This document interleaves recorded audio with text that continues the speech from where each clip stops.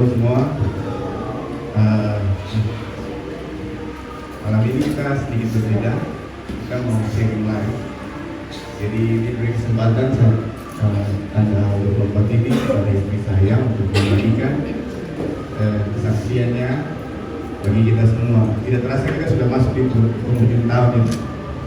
Kita tidak terasa 8 bulan yang lalu April kita baru buka, sekarang sudah mau masuk di akhir tahun dan sebentar lagi kita akan menghadapi tahun yang baru.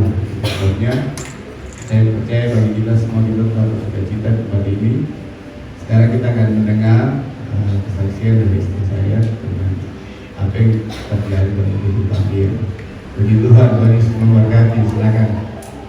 Shalom. Terima kasih saya dikasih kesempatan untuk live sharing. Sebelumnya saya mau mengucapkan terima kasih buat teman-teman, buat saudara di Sikri yang kemarin sempat mensupport saya dengan doa dan semangat waktu saya di Makassar untuk operasi. Terima kasih banyak untuk support dan doanya, sangat membuat saya sangat mendukung saya. Jadi beberapa minggu yang lalu, tepatnya bulan November, akhir November, saya dan suami kita dapat mendengar berita dari saya divonis untuk harus operasi termasuk operasi besar karena ada penyakit memang yang cukup besar, dan itu saya tidak tahu. Pada saat itu saya tidak tahu, kita tidak tahu ternyata itu sudah berlangsung selama 1 tahun. Jadi kita baru tahu karena ada check up ada USG, dan ternyata 3 dokter di Biak mengatakan bahwa saya harus operasi dan dirujuk ke Makassar. Sampai di berita ini memang sangat mengejutkan dan mengejutkan kita berdua, apalagi saya kaget karena saya merasa sehat dan tidak ada tidak ada keluhan, nggak ada keluhan apa-apa. Cuman kemarin bulan Desember kita akhirnya USG karena perut saya membesar. Saya nge-gym, biasanya perut itu turun rata, tapi ini membesar, semakin membesar. Dan ternyata dokter bilang ini sudah lama, tapi baru ketahuan, baru kita tahu memang membesar perutnya. Jadi singkat cerita akhirnya kita berangkat, tidak terlalu lama kita langsung ke saya dirujuk karena menurut dokter 3 dokter di sini ini sudah besar, takutnya ada pengencetan dan ada susah kalau resiko kalau untuk dioperasi di sini. Jadi dirujuk ke Makassar. Kebetulan ada dokter spesialis yang kita kenal. Sampai di sana, dokter di sana pun kaget. Waktu baru melihat, waktu saya buka, dia kaget, ini cukup besar, katanya seumuran bayi 8 bulan. Jadi dia tanya, tidak ada keluhan, tidak ada, cuma karena perut saya membesar, jadi kita inisiatif untuk USG. Sebenarnya mohon suami juga kemarin saya sempat tolak, tapi dia bilang ayo sudah, coba kita cek dulu. Ternyata sudah besar. Jadi dokter jadwalkan saya untuk kita datangnya Selasa minggu depannya. Senin saya untuk ditindak untuk dioperasi. Cukup lama, tapi menurut dokter itu sudah mendingan. Kita antrinya 1 minggu, biasanya sebulan atau lebih katanya. Ya, puji Tuhan. Tapi lumayan berita ini atau kabar ini bikin saya down, bikin saya sering diam, berpikir, kaget, heran, takut, cemas, pokoknya campur aduk. Kadang jalan ketawa apa gitu, tapi pikiran saya itu ada di mana-mana, takutan. Karena saya merasa sehat-sehat saja. Ya, tiba-tiba harus operasi dan dikatakan dokter bilang ini operasi besar. Jadi saya takut butuh darah dan segala macam. Jadi ini buat saya jadi down dan takut. Kayaknya firman Tuhan susah sekali saya ini ya pegang. Jadi begitu. Setelah kita sampai di sana, seharusnya kita berangkat Selasa, tapi dokter lebih dipercepat. Kita sampai di sana, ini udah kita diperiksa dan pada hari Minggunya kita udah harus masuk untuk rawat inap sekalian suami juga di di rapid sebagai pendamping, dan dia juga tidak boleh keluar selama nginap. Dia nggak boleh keluar, dia nggak boleh sampai di lobi. Kalau keluar nanti rapid pulang kayak gitu katanya. Jadi peraturannya begitu. Jadi waktu kita lagi urus-urus untuk masuk di waktu mau rawat inap, di situ baru saya kontraksi. Di situ baru rasa sakit luar biasa dan mulai ada pendarahan. Baru tapi langsung ditangani, dipakai infus. Terus jam 3 subuhnya saya disuruh jam 3 subuh untuk puasa. Saya tambah panik, tambah tidak bisa menguasai diri, susah tidur selama 1 minggu. Dokter bilang jalan-jalan dulu sambil menunggu. Itu saja di hotel kita habis doa malam tidur sudah susah untuk mau ketawa-ketawa. Itu dia ajak-ajak ketawa, cerita seperti biasa. Tapi ini pikiran terus ke situ, ketakutan. Ada rasa takut, ada rasa cemas luar biasa. Ya karena bilangnya operasi besar, itu darah, dan saya ini pernah pengalaman melahirkan juga sesar dengan HB cuma 6 dan itu darah, dan itu kasih karunia aja karena Tuhan juga. Tanpa transfusi darah pun saya bayinya juga selamat, puji Tuhan. Tapi kali ini agak bikin saya cemas, sangat cemas, bikin takut, tidur pun susah. Belum pagi pun saya sudah bangun, jadi berusaha untuk kuat. Jadi doa-doa dan support teman dan keluarga juga, itu yang membuat saya kadang tenang, kadang juga down lagi, sudah seperti tensi naik turun kayak gitu. Jadi waktu udah masuk rumah sakit, kita puasa jam 3, saya tambah cemas karena saya mulai menghitung waktu. Jam 11 katanya saya harus dibawa ke ruangan operasi, sudah harus dibawa ke ruangan operasi jam 11 siang. Jadi waktu terus berjalan, saya tidak bisa tidur malam, bangun susah tidur, mau berdoa susah, saking cemasnya, saking khawatirnya, ketakutan. Jadi terus sampai akhirnya pas jam 9 sih, aduh nggak bisa ini, saya sampai jam begini saya belum tenang, saya belum bisa menenangkan diri. Sampai saya bilang, Tuhan di mana ini? Saya bagaimana ini? Terus saya punya adik, kakak semua pada telepon, mama udah tenang aja, Tuhan pasti tolong begini. Terus saya punya adik bilang, Karen yang penting tenang. Dan suster dia bilang supaya tensinya tidak terganggu, HB-nya juga tidak terganggu, jadi nggak ada pendarahan dan lain-lain, jadi tidak tambah fatal ininya. Terus saya bilang, oh iya, saya nggak bisa menenangkan diri, saya butuh Tuhan. Saya harus betul-betul fokus berdoa, mohon kepada Tuhan supaya saya bisa tenang, supaya semuanya ini cepat selesai gitu. Terus saya putar lagu rohani, saya dengar. Setelah saya mulai tenang, baru saya mulai berdoa. Saya bilang, Tuhan ini saya nggak peduli dengan segala sesuatu yang terjadi. Kalau tadi saya tidak mau lagi khawatir, karena saya percaya Tuhan sanggup, Tuhan bisa menolong. Kalau kemarin Tuhan tolong saya, dulu Tuhan tolong saya, kemarin Tuhan tolong saya, hari ini saya percaya Tuhan pasti tolong saya juga.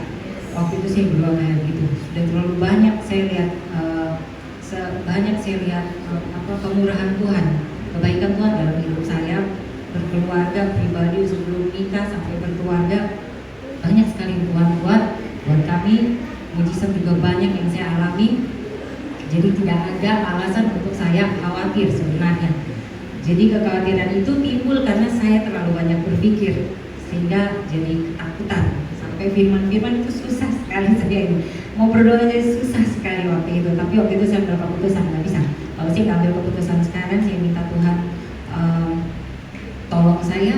Ini bakal masalah baru lagi, yang lainnya saya tambah lama di sini. Ini sudah mau Natal, saya harus cepat pulang kan kayak gitu. Jadi saya minta Tuhan, saya percaya Tuhan pasti tolong. Saya sudah tidak akan takut lagi, saya nggak peduli lagi apapun yang terjadi, saya tetap menyembah Engkau. Ini saya Tuhan, saya akan tetap menyembah Engkau. Jadi pada saat itu saya sudah berubah.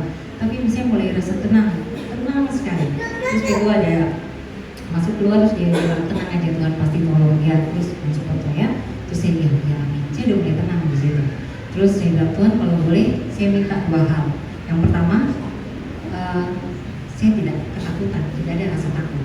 Karena memang saya paling takut masuk keluar rumah sakit itu, saya paling tidak suka, sudah capek saya dengan jarum-jarum dan segala macam, saya tidak ada rasa takut pada saat operasi. Yang kedua, jangan sampai saya transfusi darah. Itu saja yang saya minta Tuhan. Sehingga saya akan menyembah, saya serahkan kepada Tuhan. Sudah saya mulai jam 10, jam 11 suster datang. Ini udah siap sudah. Didorong ke ruangan operasi. Saya udah tenang sekali. Tidak ada rasa takut, dingin. Biasanya saya kalau takut kan kaki tangan dingin, pucat, bingung, mata udah kemana-mana. Ini tidak.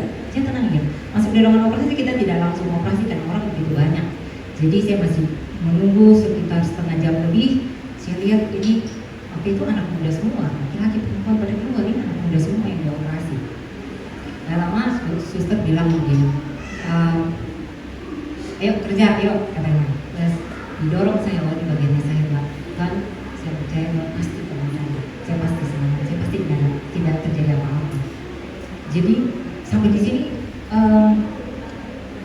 kenapa sampai sih bisa khawatir luar biasa, khawatir, resah, takut, karena saya terus berpikir dengan pikiran saya belum mengandalkan Tuhan, saya belum serahkan kepada Tuhan sepenuhnya, makanya saya masih terus khawatir dan saya menyusahkan diri saya sendiri sebenarnya. Jadi padahal firman Tuhan bilang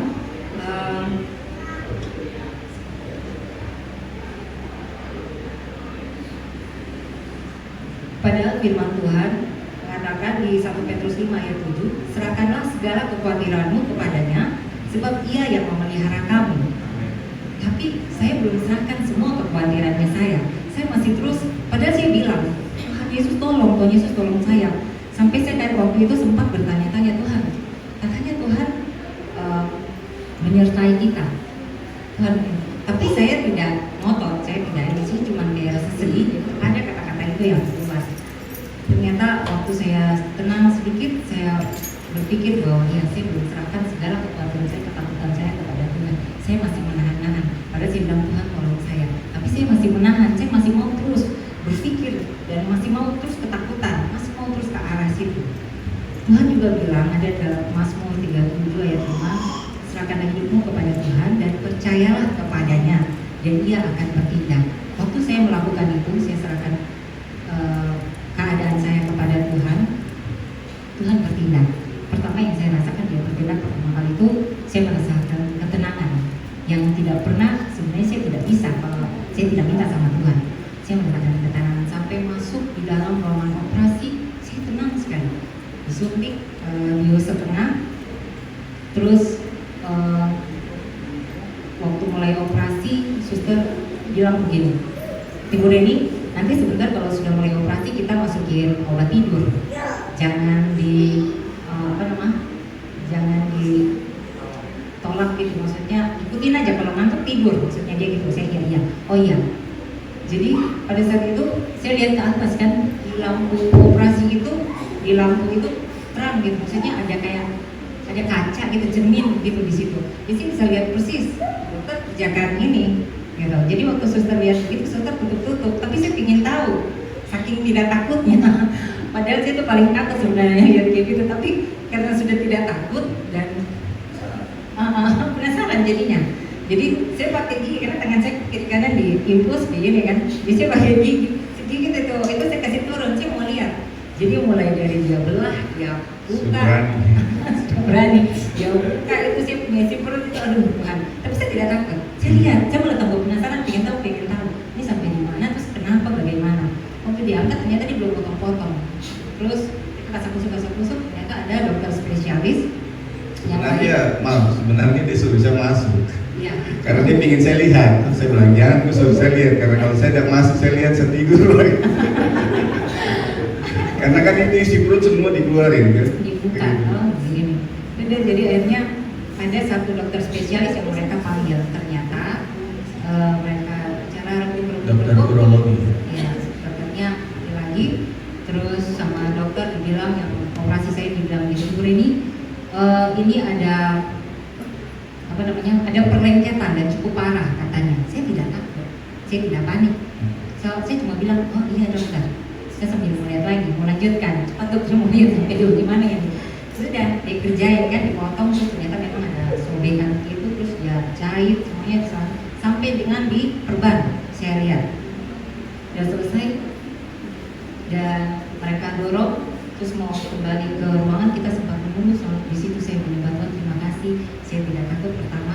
Tuhan sudah menjawab saya punya doa yang pertama, tidak ketakutan. Mujizat terjadi saat itu juga luar biasa Tuhan. Tuhan Yesus kita luar biasa. Itu saya senang sekali. Terus kemudian tidak lama suster dorong saya ke ruangan. Terus ada suster satu lagi datang, dia ambil darah, dia mau cek darah, dan puji Tuhan HB juga 14, sangat bagus. Jadi dia bilang, Ibu Rini kita tidak perlu transfusi darah. Kedua lagi Tuhan luar biasa buat saya, luar biasa Tuhan. Tidak perlu waktu dan tidak perlu ketakutan dan tidak perlu transfusi.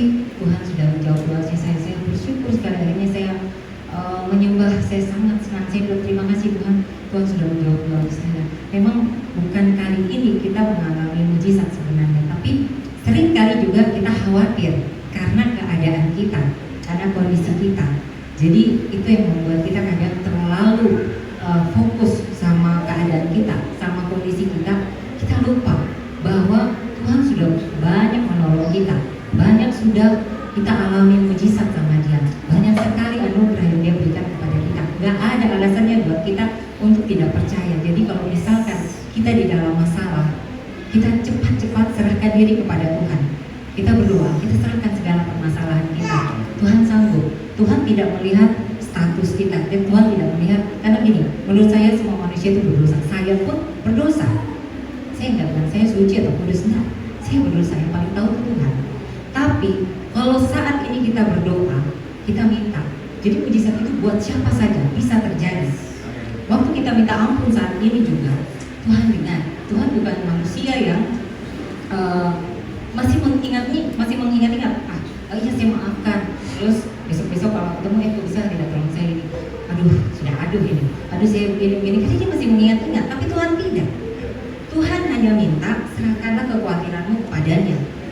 Ini firman kata-kata mutiara dari siapa-siapa, gitu, tulisan dari siapa enggak. Ini firman itu ya benar dan amin. Tepat firman itu. Jadi lakukan saja. Dia suruh kita serahkanlah hidupmu kepada Tuhan dan percayalah kepadanya dan Dia akan bertindak. Jadi kalau kita punya masalah, kita serahkan dulu kepada Tuhan. Serahkan saja dan tenang. Biarkan Tuhan bertindak. Ini firman, jadi percaya ya dan amin. Kemudian setelah obat biusnya, waktu itu saya masuk, bukan obat bius, saya ada dikasih suntikan yang per jam, suntikan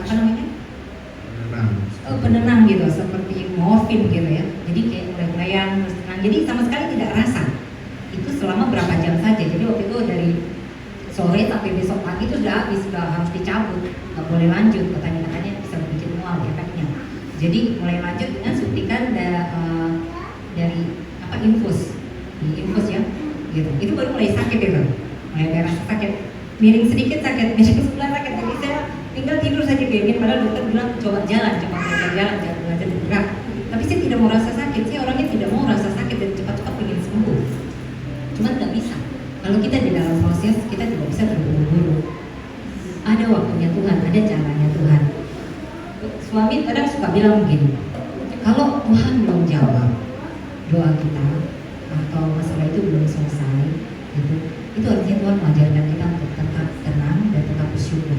Luar biasa sekali kalau kita bersyukur di saat kita di dalam kesakitan atau di dalam waktu sedang ada masalah besar misalkan atau merasa terbeban. Itu luar biasa sekali kalau kita bisa bersyukur ya dengan segenap hati.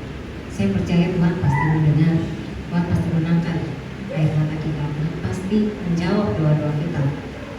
Lalu waktu itu sudah mulai rasa sakit, mulai lagi nih penyakit manusia, tapi tidak seragu dan sekhawatir itu, cuma sih rasa sakit. Jadi saya sempat bilang begini sama Tuhan, Tuhan kenapa ini sakit lagi dong? Tuhan sakit lagi ini, terus sudah tidak lagi sakit sekali nih. Saya kayak begitu.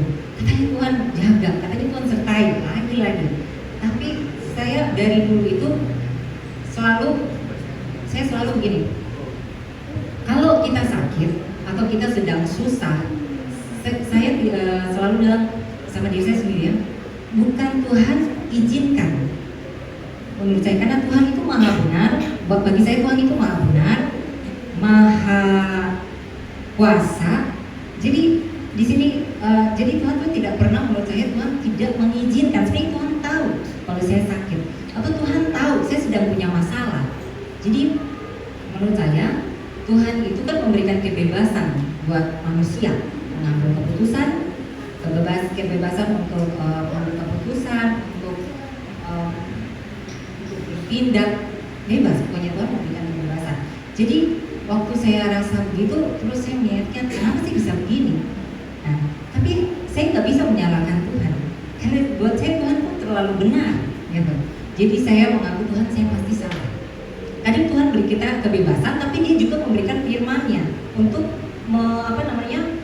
untuk menjaga langkah kita, untuk menjaga kita. Dia memberikan Roh Kudus untuk mengingat ini salah apa benar. Bisa ada baik, biasanya yang kasih tahu kita kan, terus itu Roh Kudus. Jadi Dia selalu kasih tahu bahwa ini jangan ini. Kadang kita kurang berhikmat, menurut saya kurang berhikmat. Kadang kita sudah pernah dengar bahwa ini jangan ini bisa memicu ini, bisa begini, bisa begitu. Tapi saya masih makan, ya.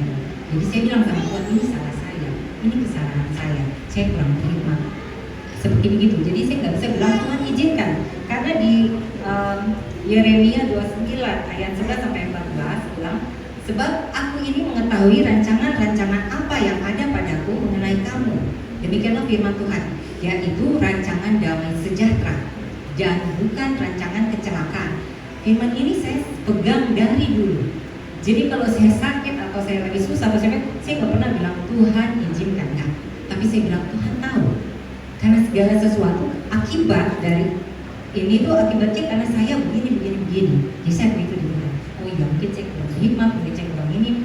Jadi kita kembali minta pertolongan Tuhan. Kadang Tuhan bisa membuat keadaan kita yang susah, keadaan kita yang malam, atau mungkin kita lagi berbeban berat, Tuhan jadikan itu jadi berkat. Dia bisa membuat itu menjadi berkat atau pelajaran untuk kita. Dia gunakan itu sebagai berkat atau pelajaran. Jadi memang saya bilang bahwa Tuhan tidak pernah mengizinkan, karena Dia punya rancangan adalah rancangan damai sejahtera bagi saya, ya. Bagi saya Dia punya rancangan itu rancangan damai sejahtera. Tapi Dia tahu bahwa kita punya masalah, bahwa kita memerlukan Dia, bahwa kita membutuhkan Dia. Makanya ada lagi firman-firman yang lain yang mengatakan bahwa yang seperti tadi, kan, serahkanlah kekhawatiran kepadanya sebab Dia memelihara kamu, dan juga jangan khawatir akan hidupmu. Serahkanlah kekhawatiran kepada Tuhan dan percayalah, ulang lagi kan, kepadanya dan Dia akan bertindak. Seperti itu. Jadi kalau kita punya masalah, kita jangan buru-buru panik seperti saya kemarin, atau terus terus khawatir, terus membiarkan diri khawatir, berpikir yang negatif. Segera kita cari Tuhan,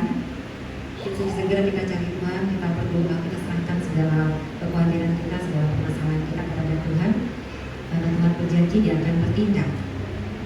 Seperti di Yeremia juga Dia bilang bahwa apabila kamu mencari aku, kamu akan menemukan aku. Apabila kamu menanyakan aku dengan segenap hati, aku akan memberi kamu menemukan aku. Demikian firman Tuhan.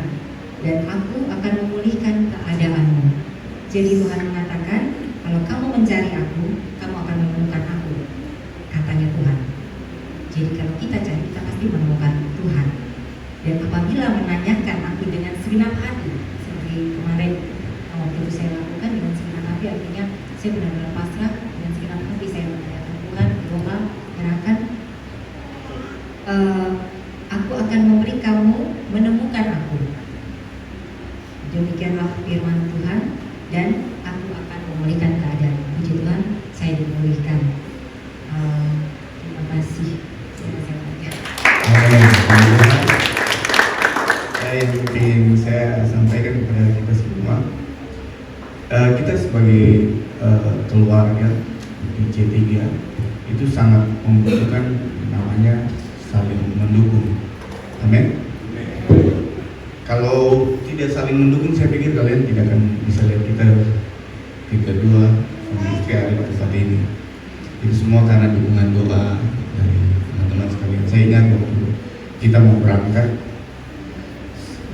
sebelum berangkat ke Makassar, ada leaders di sini yang mendoakan kita, Bapak Gembala, Pak Pastor Ari, istri juga, ada Lili, ada Pastor, semua kita di sini di grup saling menguatkan. Dan itu sesuai dengan tema kita. Tema bulanan kita relevan, artinya kita connect. Kita semua saling berhubungan satu dengan yang lain. Di tahun ini siapa yang tidak menyangka bahwa kita akan mengalami suatu masalah yang kita nggak pernah pikir, ya kan? Tahun ini, mungkin tahun depan kita tidak pernah menyangka bahwa kita akan mengalami sesuatu. Tidak ada yang menjamin kita bahwa kita akan hidup baik-baik saja selama 1 tahun, amin. Tuhan pun tidak menjamin bahwa kita itu akan bebas dari masalah, amin. Tetapi yang Tuhan jaminkan bahwa setiap permasalahan pasti ada harapan. Kalau kita berharap sama Tuhan, pasti ada jalan keluar, amin. Itu yang kita rasakan. Kita suami istri rasakan, dan kita tidak menyangka bahwa di tahun 2022 ini kita ada. Istri saya ini 3 kali masuk rumah sakit operasi, mulai operasi kecil sampai operasi besar. Kita nggak menyangka. Waktu kita masuk di tahun baru, tahun Januari awal sampai akhir ini, kita merenungkan hidup kita bahwa Tuhan memang baik, amin.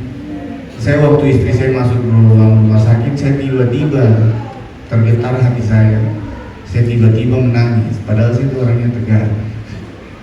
Tapi waktu itu Tuhan mau tunjukkan kepada saya bahwa saya nggak punya kuasa untuk bisa menyelamatkan istri saya. Kekuatan saya tidak bisa saya pakai untuk menyelamatkan dia.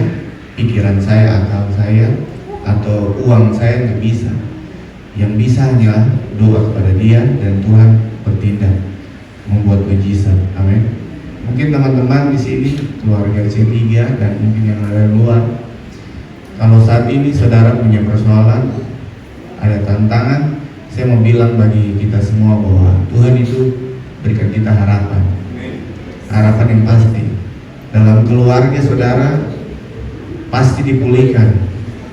Dalam pekerjaan saudara, mungkin saudara sedang mencari pekerjaan, pasti Tuhan memberikan. Asal kita berharap pada Tuhan. Jangan sekali-sekali berharap pada manusia. Mungkin saudara punya kenalan bos, saudara punya kenalan pemimpin ini, pemimpin itu, tapi kalau saudara mengandalkan dia, pasti dia kecewakan kita, amin. Saya punya kenalan banyak orang yang berpengaruh di kota Biak, di luar Biak, tapi saya tidak pernah mengandalkan sedikit pun. Karena apa? Saya sudah pengalaman yang lalu-lalu bahwa manusia pasti mengecewakan, iya kan? Kita ditipu, dikasih omongan manis, lip service, kita sering begitu. Tapi dia punya tujuan ke kita itu ada sebenarnya. Nah, kita serahkan, kita punya sesuatu kepada dia, dan itu menguntungkan dia, kita yang dirugikan kalau kita mengharapkan manusia. Tetapi kalau kita mengharapkan Tuhan, kita serahkan semua hidup kita kepada Tuhan. Hati kita, harta kita, semua kita serahkan kepada Tuhan. Saya yakin dan percaya bahwa Tuhan akan turun tangan. Setiap persoalan yang kita hadapi, pasti Tuhan memberi jalan keluar. Saya tidak pernah berpikir bahwa kita bisa ada di tempat ini sampai akhir tahun itu karena kekuatan kita, tetapi itu semata-mata karena kasih karunia Tuhan, amin. Itu saja yang saya dengan istri mau sharing kepada kita. Saya berharap kita semua diberkati, dan sedikit lagi kita akan masuk di tahun baru. Kita tetap jalin hubungan satu dengan yang lain, karena dengan hubungan saling support, kita pasti akan tetap kuat, amin. Itu saja. Tuhan Yesus memberkati. Saya serahkan kepada